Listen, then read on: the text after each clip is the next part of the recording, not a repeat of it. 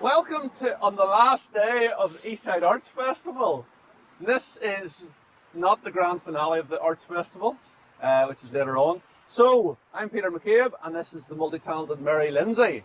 So today we're going to take a quick wander, very quick if it starts to rain, round this graveyard, the cemetery, and we're going to call it the 12 graves of local women who are buried in this graveyard, so in this cemetery. Have people generally been in here before in this cemetery? No? Well, you were here last week. Last week we did a tour with Stephen Beggs and of 12 men, so it must have been alright because Sarah has come back again this week, so no pressure, Mary. So the format is I go up to the headstone and then introduce the female actor as the person and character. Then the female actor then will launch into the little 2 minutes, play them in character, and then I'll do I said last week a rap, but Stephen says no, there'll be no rapping. I'll do the summary and then we'll go on to the next one. So there's 12 of them. If you want to bail at any time, please do so if you want, but try to tell us first before you do it, because in case we're searching around here until looking for you. The cemetery closes at 6. So without further ado, we'll head up this way once I turn my alarm lock my door.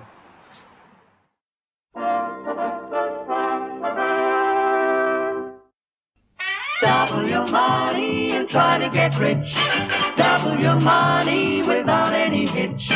Double your money, it's your lucky day. Double your money and take it away. We'd like you to meet our first contestant tonight who wants to play Double Your Money. Here we go. 1961, and can I introduce you please to Margaret Grant Cormack. Well, here I am. Second week on Double Your Money. Can you believe it? Backstage at the Associated Rediffusion Studios in London. Such a nice dressing room they've given me too. I suppose they must think I'm going up in the world if I'm about to do the treasure trail. I was quite surprised it was all as nice as this, what with it being ITV and everything. I've always been a BBC woman myself, but I do love a good game show. When they were looking for contestants, I thought, if you're not in, I didn't really think about it too much. Couldn't believe it when they wrote to me and said I'd been selected. I was so nervous. Every question I thought my mind would be blank, but the answers kept on coming. Being a teacher, I've got a good breadth of general knowledge, but you never know, do you? I was just relieved to get the first thing right, not to embarrass myself, but then it was 1, 4, 8, 16, 32. Hughie Green put his arm round me and the audience started applauding. I didn't know where to put myself. I was delighted though. He's great, Hughie Green. He's just been in here checking if I'm all right. Margaret, my darling, you'll do brilliantly, and I mean that most sincerely, I really do. Some people find his voice annoying, but I think he's lovely. Canadian, you know. I'm nervous about tonight, the treasure trail. You know, they put you in a soundproof booth so you can't hear the audience. Someone even told me they turn the fans off in the studio so the TV audience can see you sweating. I hope that's not true. I keep saying to myself, Margaret, grit your teeth and keep calm. You got the questions right before, no reason why you won't this time. Just because you're in a soundproof booth. £1,000. Imagine.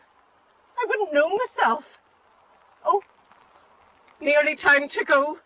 Wish me luck. If you're not in. So this is Hughie Green here, along with a few of the contestants on previous shows, so top and bottom there as well. So Margaret Grant Cormack, who's buried here, she was studied at Queen's and then at the Sorbonne in Paris, as you do, before teaching at Methody. From 1958 to Carroll and Gramber, where she where she retired many years later as head of English. She wrote a number of books, including Animal Tales from Ireland, published in 1955, as well as another children's book, When Ireland Went to Spain, in 1959. And as you've heard, Margaret also appeared on ITV's Double Your Money, hosted by Hughie Green, but she was just one question away from winning the show's top prize. She was living at 13 Maryvale Park in Belfast when she died on the 1st of May 1990, aged 76. And she's buried here, and I had a special word with the cemetery staff just to try to get this trimmed here. And it's worked. My negotiations with the BBC Weather Department didn't go as well as you can guess. So thank you, Margaret. So it's the 1st of January 1964, and can I introduce you please to Lady Edith Stewart Dixon. Another 1st of January. I hope 1964 will treat you well. I'll be 93 this year. Not a bad innings, you might say. As I sit here in Malone Park, I look out at the tree-lined avenue and think back over what I consider to be a life well lived. I can't believe my dear husband Thomas went ahead of me nearly 14 years ago. Sometimes it feels forever, others it's like yesterday. I'm delighted to say that our dear Wilmont estate has been officially taken over by the Belfast Corporation after I donated it last year, and that our wonderful house is going to be reopened as a care home for elderly people at my request. Not everyone has the reserves that I do for their old age, and I like to think of the corporation, of the residents looking out over our beautiful grounds. I believe the corporation has plans to plant a rose garden within view of the house too. Isn't that lovely? A far cry from the Second World War, when we had American troops stationed in the grounds and officers staying in the house. The house has had many distinguished visitors over the years. A little before our time, in 1904, it was visited by Captain Scott, he of the Antarctic. A Scot by birth, I've been proud to call Northern Ireland my home for nearly 60 years. Well, technically it's not as long as that, as Northern Ireland only came into being in 1921, which was also the year that I was made Dame Commander of the Order of the British Empire in the Honours List for the opening of the first Northern Irish Parliament. I've always been a strong supporter of the forces, and my honour was in recognition of that work during the Great War. A very proud day. My husband and I were the first mayor and mayoress of Lisbon between 1939 and 1941. The borough and its people have always been close to my heart. A few years ago, I donated a sum to convert the old technical college into council buildings. They are now the Sir Thomas Dixon buildings. Yes, a life well lived indeed. Happy New Year to you all. So, Lady Dixon, the ultimate professional, died less than 3 weeks later, on the 20th of January 1964, aged in her 90s, and she was living at 38 Malone Park. The couple lived at Wilmont House, and the house and surrounding lands were donated to the council in 1969, and now popularly host the Sir Thomas and Lady, known as the Sir Thomas and Lady Dixon Park, best known as the location of the annual Rose Trials in July, when on occasions, I believe, the sun shines. So, thank you, Lady Dixon. I do have your photograph here, but I can't find it. So we'll head up to the next one, and it's close to the toilet, so what might be opportune to do is shelter in the toilet for until this ludicrous weather. Peter, you really spoil it. I know. Take you to all the best places. So it's up here. So it's November 1963, and can I introduce you please to Gunny Forest. Just home from Jack's funeral in Oxford. It was a very sad affair, but uplifting too in its way, and good to see Warney again. It's been understandably overshadowed in the papers by the horrendous news from Dallas, America in turmoil. And while the news about President Kennedy is awful, I feel today my heart must be with another Jack. I'm so proud of all my cousin's achievements. It's funny, to this day, any time I hear C.S. Lewis mentioned, it always takes me a moment to remember that that's my cousin Jack. Not really Jack, of course. Clive Staples Lewis to the world, but always Jack to us.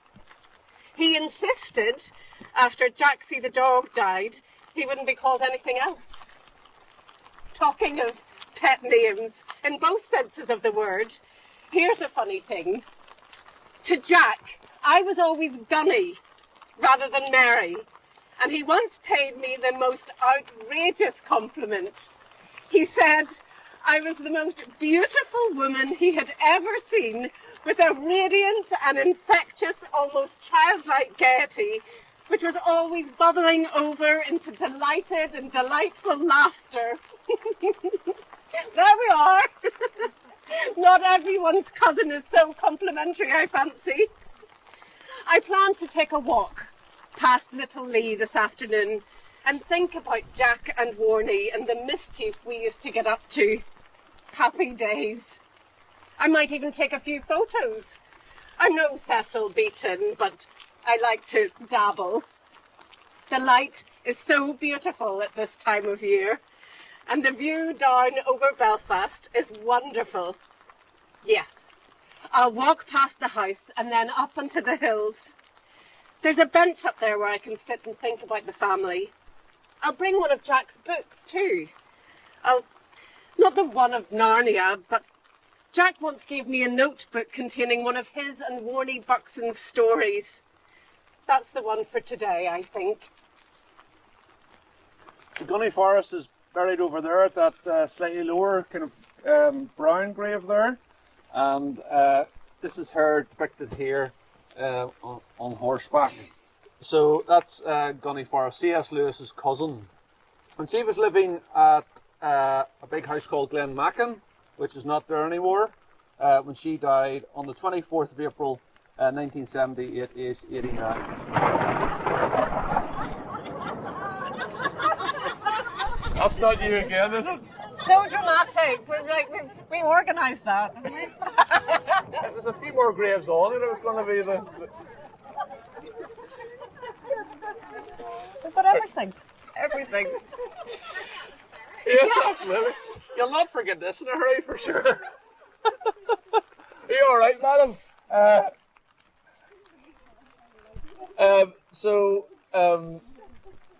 She was a competent photographer, as you've heard, and a nurse of the Volunteer Aid Detachment during the Great War. The base of the headstone states "Vivant dum verant," which means they, in other words the forests, live as long as they, the trees are green. Do you think it's... We'll stay here for a couple of minutes just and then see if it... I think it is easing off, but if the lightning comes on... There's trees at the next one, isn't there? So it's January 1911, and can I introduce you please to Jane Scott?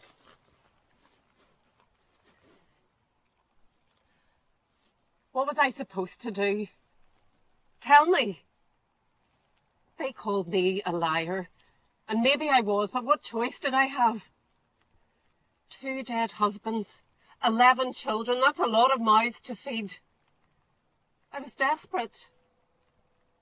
My first husband, William, died 16 years ago. Went out for a walk one Friday afternoon and never came home. Some fella walking his dog on the limestone road found his body. The police said he'd been strangled by his collar. Who dies like that? I said to them, he's been murdered. But they kept saying there wasn't any evidence. I was 5 months pregnant at the time. My second husband was William's younger brother, James. We were married in 1895. James died 3 years ago, and I had to take the kids and move in with Annie, our eldest. I thought, please, let that be the end of my sorrows. But they say things come in threes. We were all delighted when our George got a job in the shipyards along with his brother Samuel, working on the Titanic. He enjoyed the job, and it was money coming in. On April the 20th, we had a knock at the door to say that there'd been an accident and that I was to come down to Harland and Wolff immediately. They brought me into a room to identify the body. I panicked.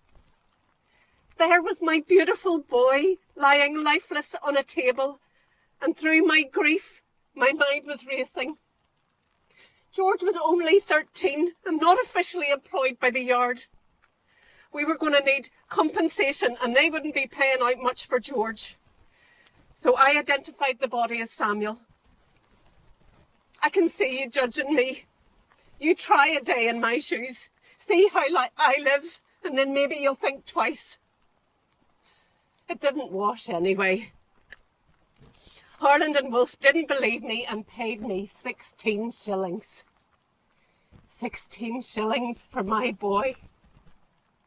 That's how they look after their workers. There and then I cursed that ship and the yard that built her. May she sink to the bottom of the sea and take all the grand men in their top hats and ties with her. Good riddance.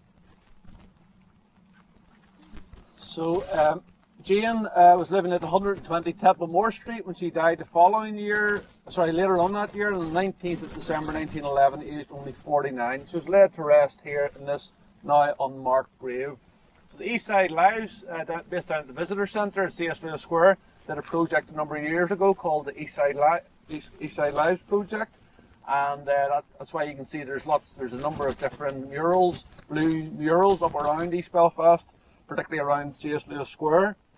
And the blue plaque for, the blue mural for Jane Scott is on City East at the bottom of the Newton Ars Road, just at Bridge End there. And if next time you drive past it, especially if you're a passenger, have a good look over to it, and you'll see that that's there. So it talks about Jane Scott. So it was Jane Scott was originally thought that Samuel, her 15-year-old son, was the first person killed in the building of SS 401, which then had turned into Titanic. But as a result of the research that was done as part of the East Side Lives project, it was discovered that it actually wasn't Samuel. It was his elder brother George, who had been killed whilst he fell 50 feet from a gantry and fractured his skull. So then the Scott youngster was buried in Belfast City Cemetery following his death in April 1910, and then he lay in an unmarked grave for 100 years, and then the Philo local festival put up a headstone at his grave to commemorate Samuel Joseph Scott. He lay in an unmarked grave, say, for more than a century. Sorry, not a century. Yes, a century, more than 100 years. And then it came to pass then that they discovered that actually it was it was George who had died, not Samuel.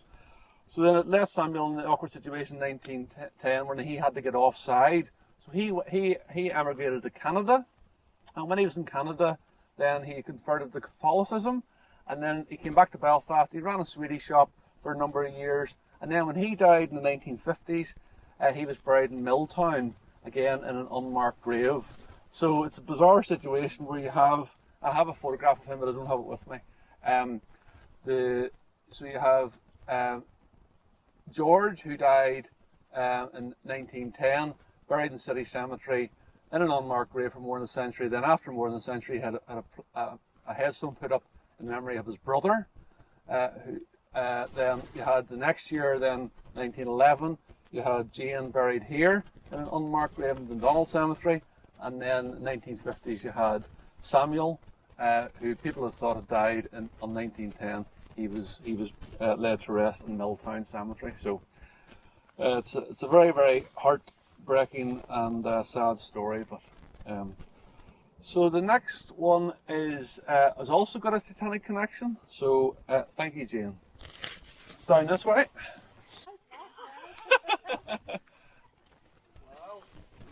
As I said to Mary there, we've blown the complete props budget for the East Side Arts Festival in one gig. Yeah. And, Thunder, lightnings.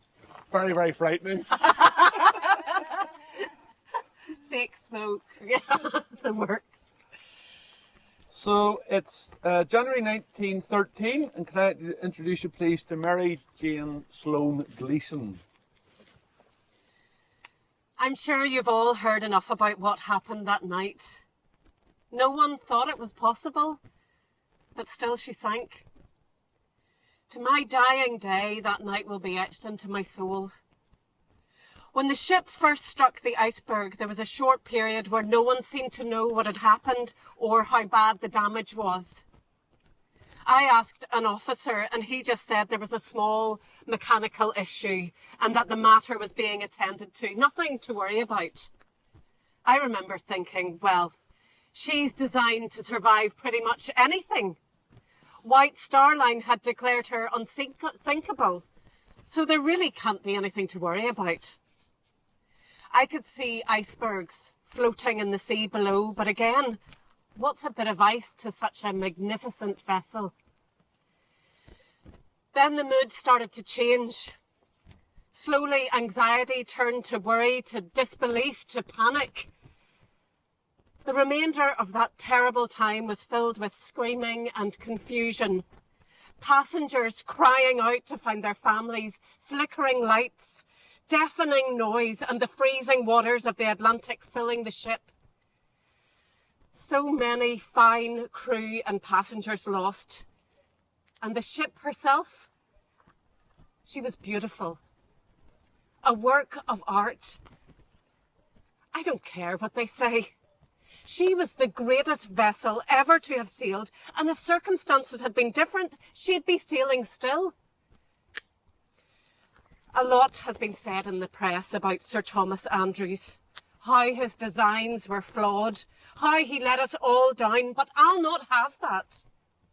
I served on the Olympic too, and I'm so proud to have been part of their stories. As for Mr. Andrews, on that awful night, he worked nobly and like a true hero. His thoughts were only for others, for his fellow crew and passengers. He did everything humanly possible to get as many people off that ship and then perished himself along with 1,516 other souls. Let the man rest in peace. Well, that's my tuppence worth anyway. So this is Mary Sloane Gleeson here, and like the last Jane Scott grave, she is laid to rest in an unmarked grave here in Dundonald Cemetery.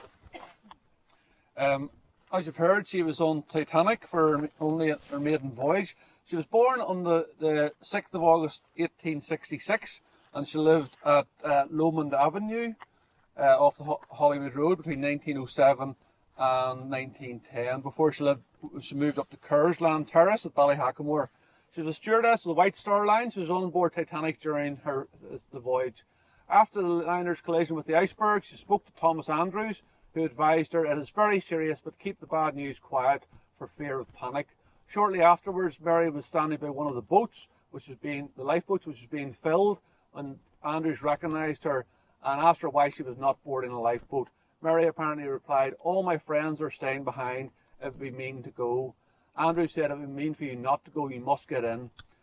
Sloane finally agreed and was on board the lifeboat when it left the ship, with some sources claiming that Mary was amongst the last people to leave the sinking Titanic. After the disaster, Mary returned to England on board the SS Lapland. In 1979, there was a film called SOS Titanic made, and that's over to your left there. And Mary Sloane Gleeson's character was played in that film by a younger Helen Mirren. So the lady who is buried here was played in a film 1979 by Helen Mirren. Mary lived in America for many years after the disaster. She returned to Belfast, where she died whilst living at 104 Sandown Road, Knock in Belfast. She died on the 28th of February 1953, aged 81.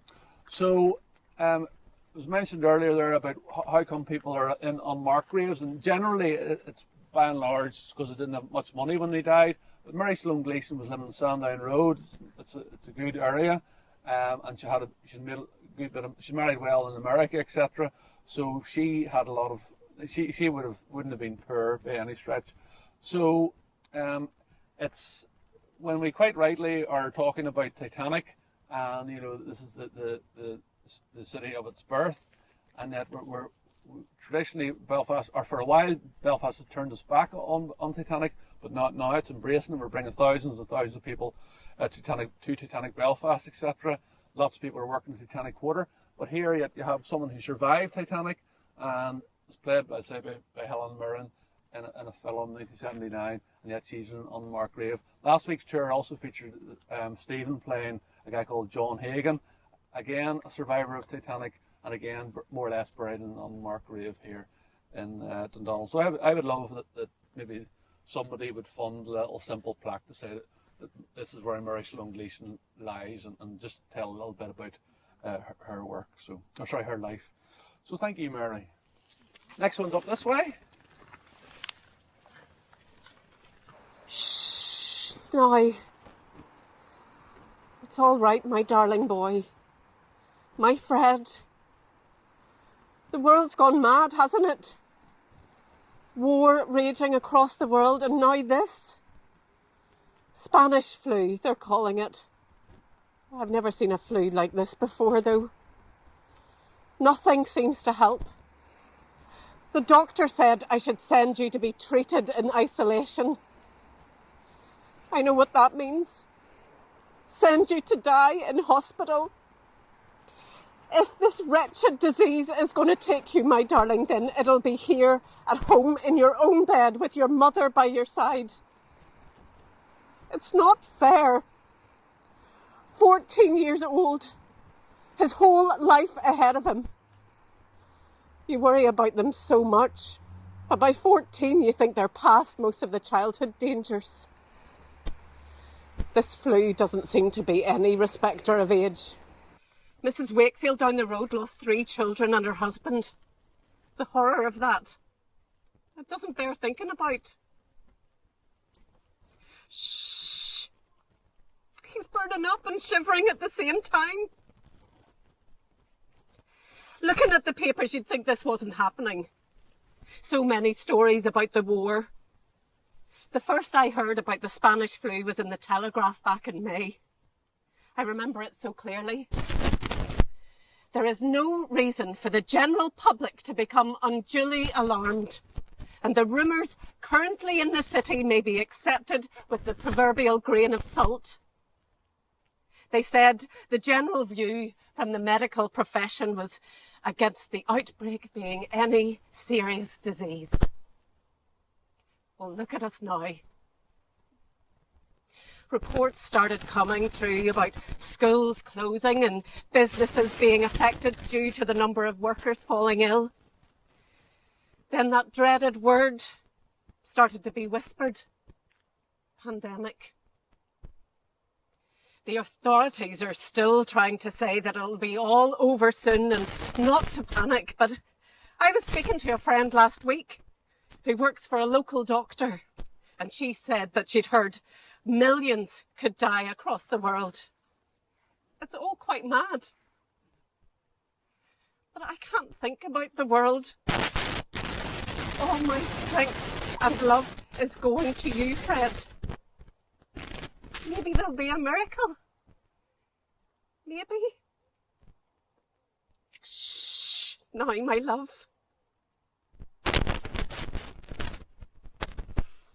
Saturday the next day, then on the 29th of October 1918, Fred died, and he's commemorated on the panel here as Fred died 29th of October 1918, aged 14 years. And and then sadly the following day, then Mary Thompson herself died on the 30th of October 1918, aged only 48 years. They're both living at 17 Stramillis Road, which is basically opposite the Ulster Museum at the time of their deaths. And the cause of death for both is listed as influenza. There's a statement on the grave here. It says she gave her life for her boy. That suggests that Mary caught the virus tending to Fred, staying with him rather than sending him for treatment in isolation. And the base of the main headstone also states, "Greater love hath no man." So that's quite commonly put on folks who have died as a result of killed in action during either of the wars, but it's unusual to see it on this headstone.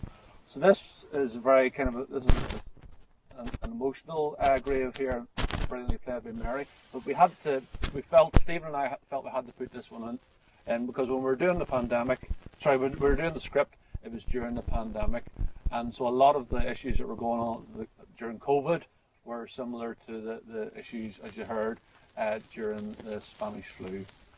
So thank you, Mary. Next one's up here.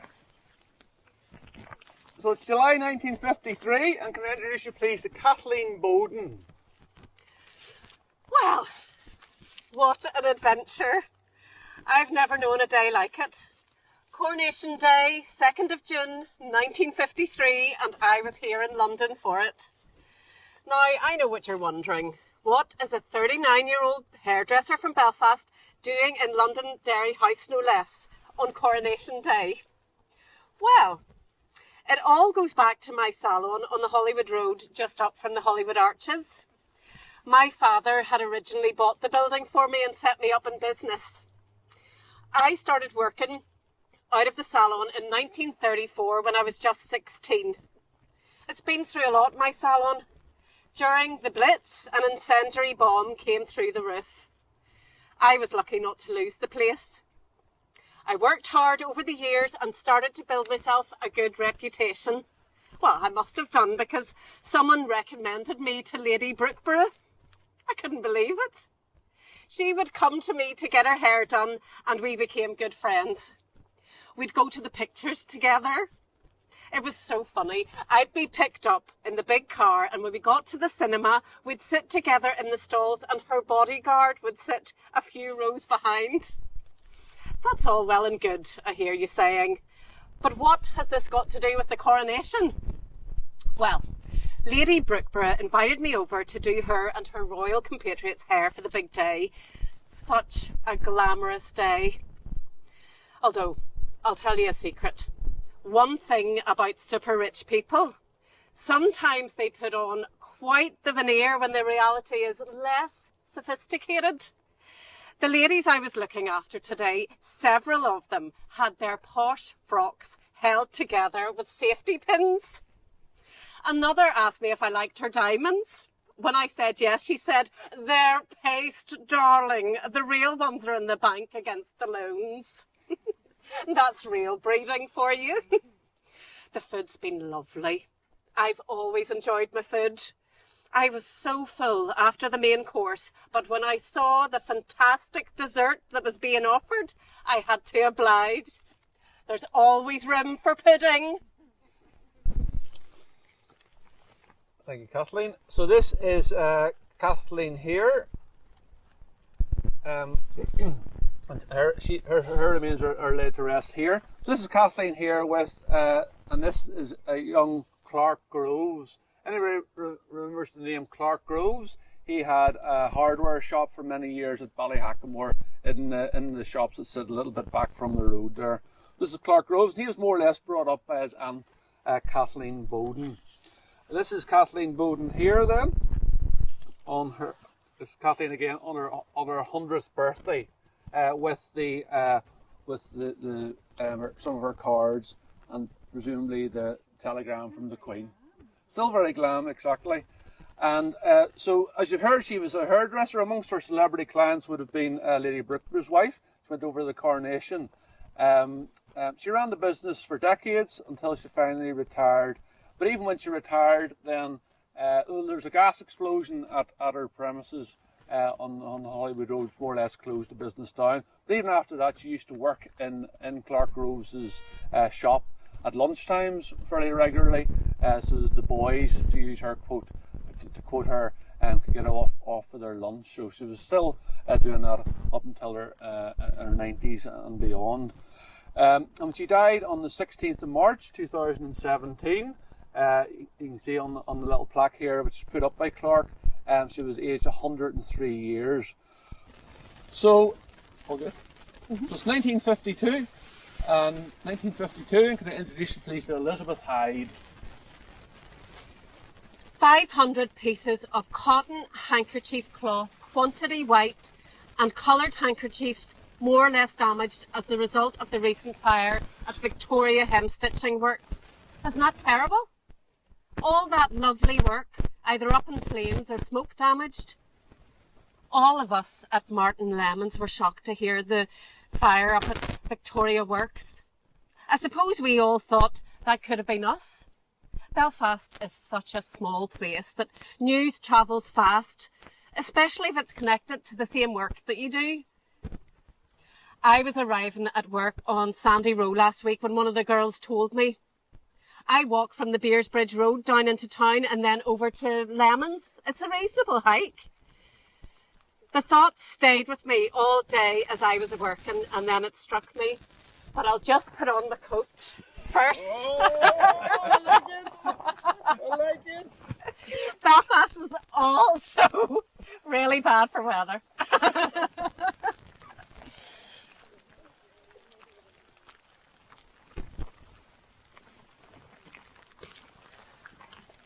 The thought stayed with me all day as I was working. Then it struck me why it had such an impact. These places aren't just where you work. They're your family. During the war, when so many of the men were away, the girls in the stitching room became more like sisters than colleagues. Whatever your troubles, the girls were always there to help and support. Whenever someone got awful news, there would always be a whip around to help the family, and we'd turn up at the house to make food and look after the kids. Some of us go in a wee group to the pictures every week. There have been some wonderful flicks recently. Cary Grant and Ingrid Bergman in Notorious. Gilda with Rita Hayworth. My favourite though, The Big Sleep with Humphrey Bogart and Lauren Bacall. Did you know they're a couple in real life?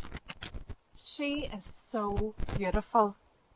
Me and the girls just look up at her on the screen and think of us all at our machines doing our stitching and say how the other half lives. One day, maybe Bogey will walk into Lemon's in his trench coat and whisk me away from it all like Lauren Bacall. A girl can dream. So you can see here the little urn. It says from the workers of the stitching room, Martin Lemon Limited.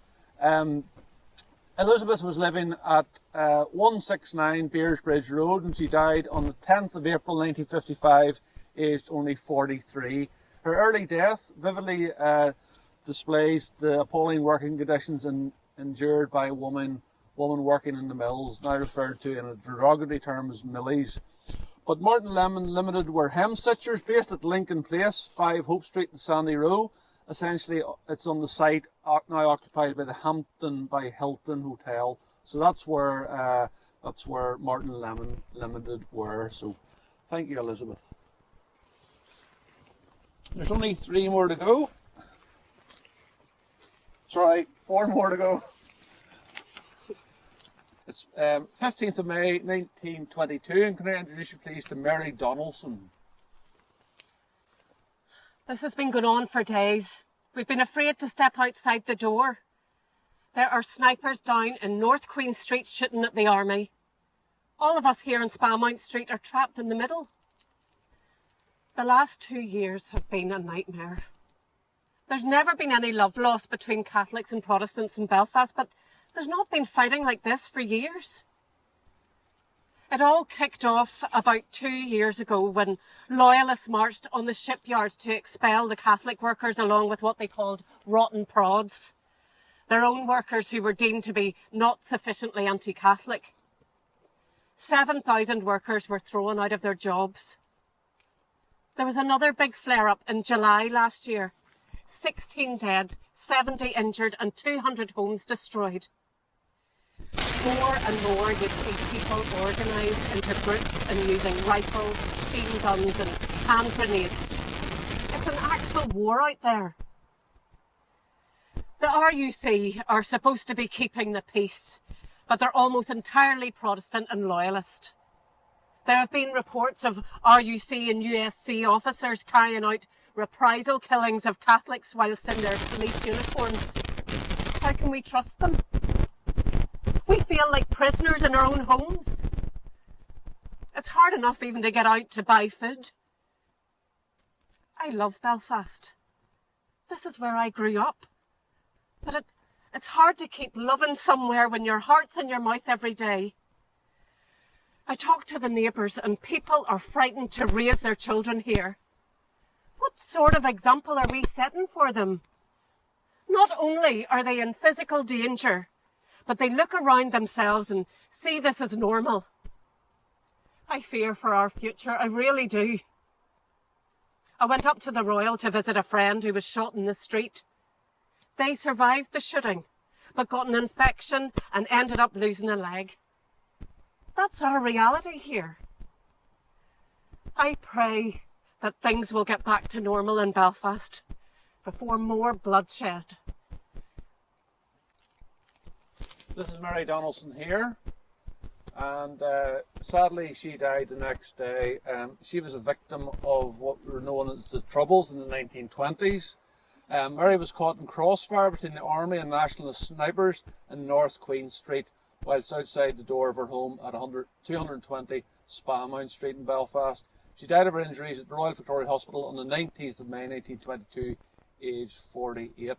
So there are many victims of the 1920s Troubles buried in this cemetery, particularly in this section C4, and Mary Donaldson is one such example of the victims of the 1920s Troubles. Sadly, more or less along the same lines as the more recent Troubles, and indeed a lot of the flashpoints would have been the same interfaces as the more recent Troubles.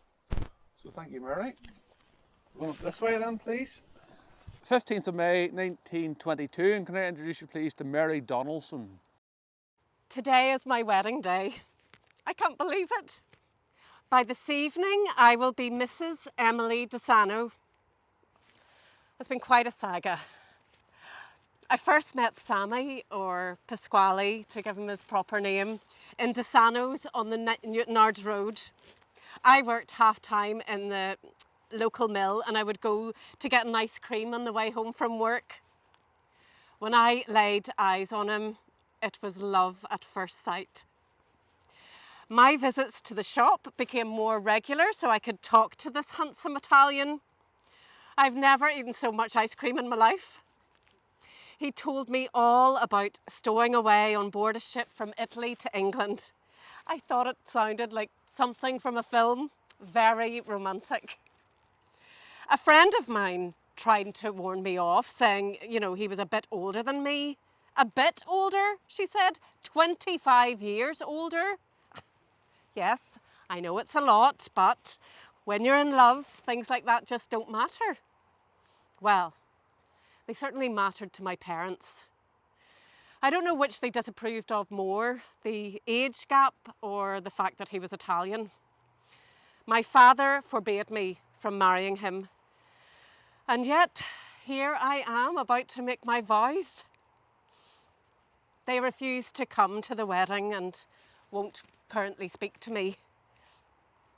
I hope that'll pass, but it's their decision. I am marrying the man I love, and that's that. We have big plans for the ice cream parlour, Pasquale and I. It's proper quality, genuine Italian ice cream, you see.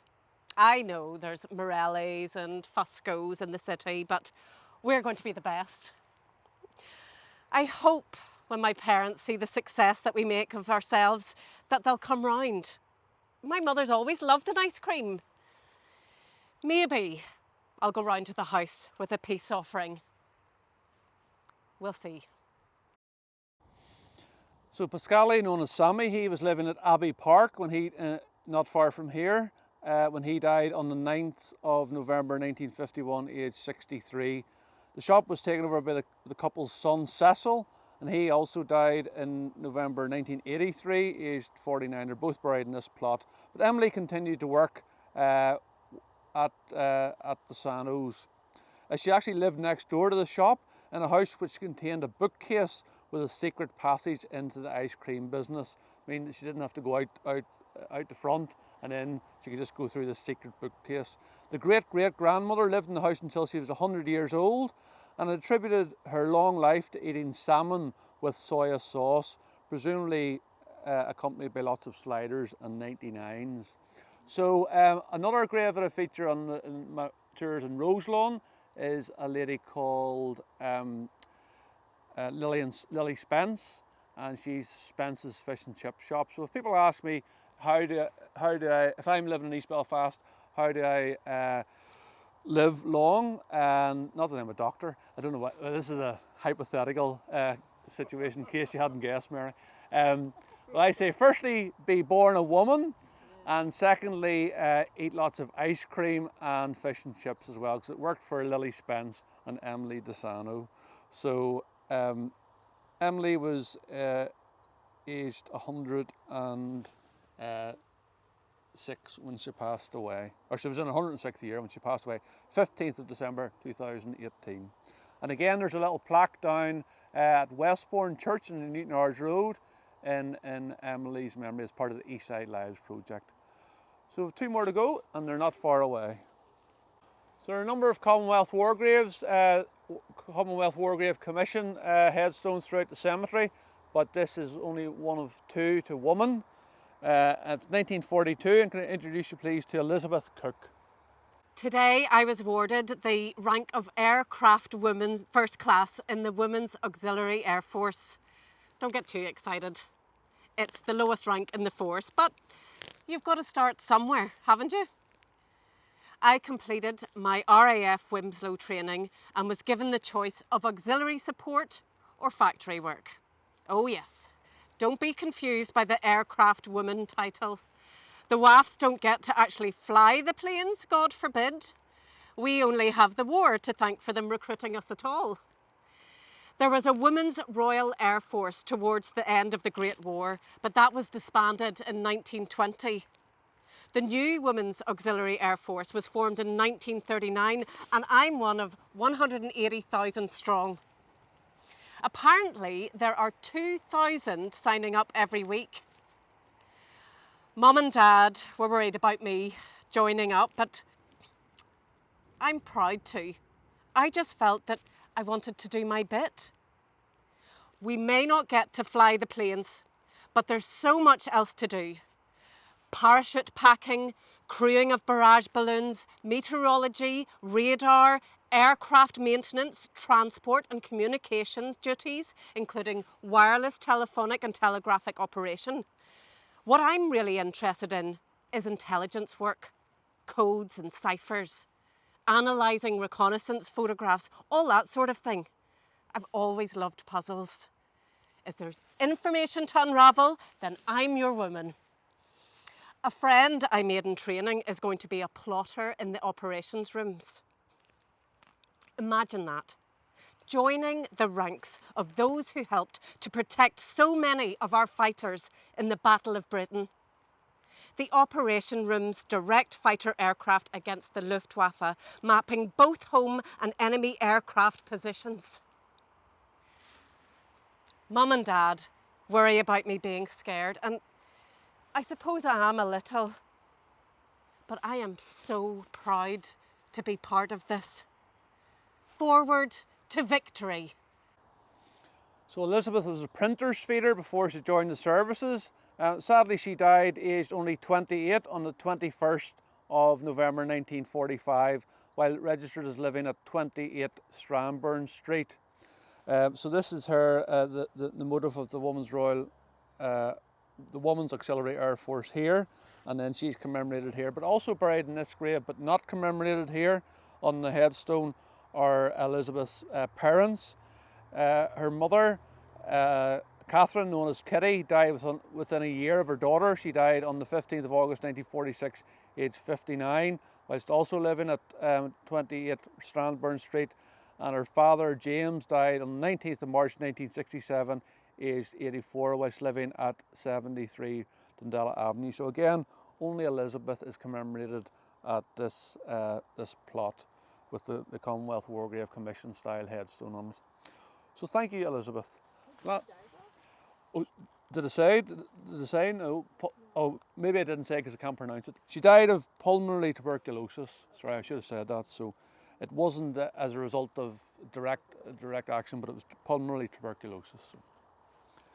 So that last one's down here then, please. Today with a lady called Lavinia Warner. She is intending to create a television drama for the BBC about the experiences of women in Japanese internment camps during the war, and wanted me to talk about my own experiences at the time. I was a little hesitant at first. It's not a time I care to dwell on, but the more I spoke to her on the telephone, the more I realised what an opportunity this might be to open the public's eyes to those experiences. So many people who survived and returned home from the camps never spoke of their time there. So much so there seems to be a huge gap in society's knowledge. Also, to this day, I am angry at how we were largely forgotten by the British War Office.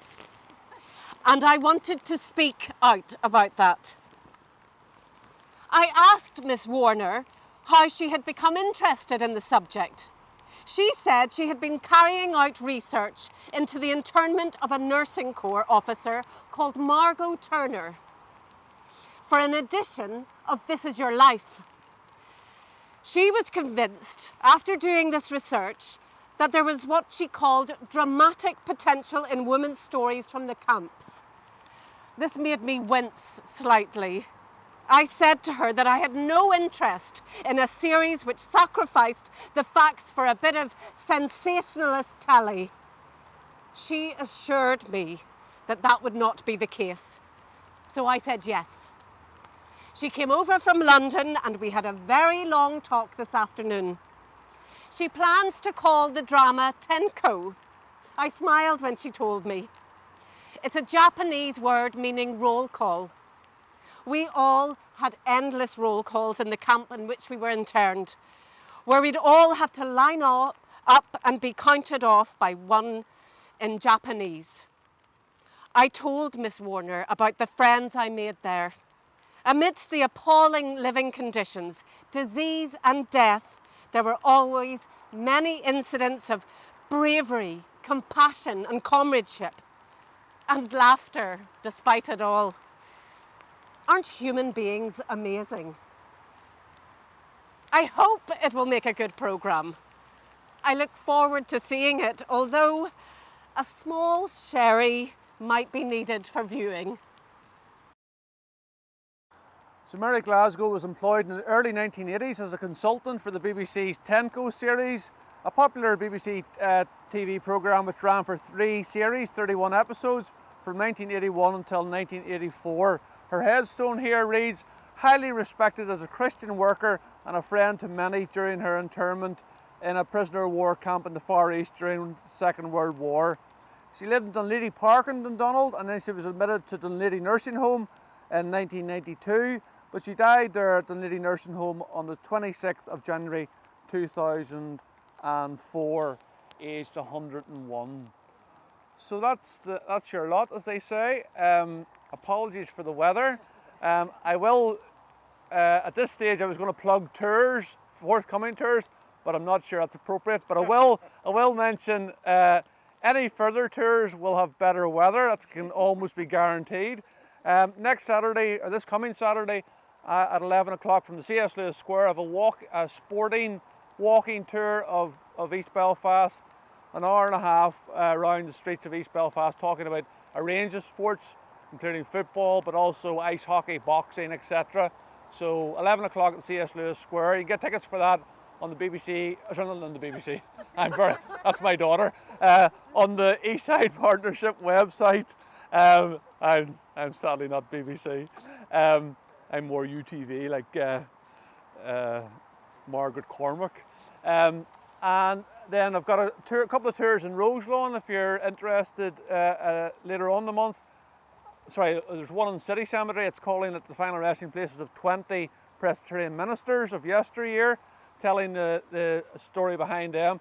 And then the following day, which is the 20th, I'm doing an RUC tour in Roselawn, calling it the final resting places of 20 RUC guys buried in Roselawn. Also, along with Lindsay, if he hasn't been put off today, then as part of the C.S. Lewis Festival, hopefully in November, we're doing a tour with actors, including Lindsay, hopefully, in City Cemetery, where we call it 12 graves and of significance to C.S. Lewis. And again, 3 actors play the roles in person. So if you're interested in that, that'll hopefully be on the C.S. Lewis Festival page on Eastside Arts website. So again, spontaneously to mention the YouTube channel, Peter McCabe's Remember Memorials. But last and certainly not least, give it up for Mary Lindsay, who had to cope with everything. As if it's not bad enough having to listen to me, she had to cope with the weather. So thank you very much, Lindsay. That was fantastic. And Mary, sorry. To you all for staying through that. So thanks very much, and safe home.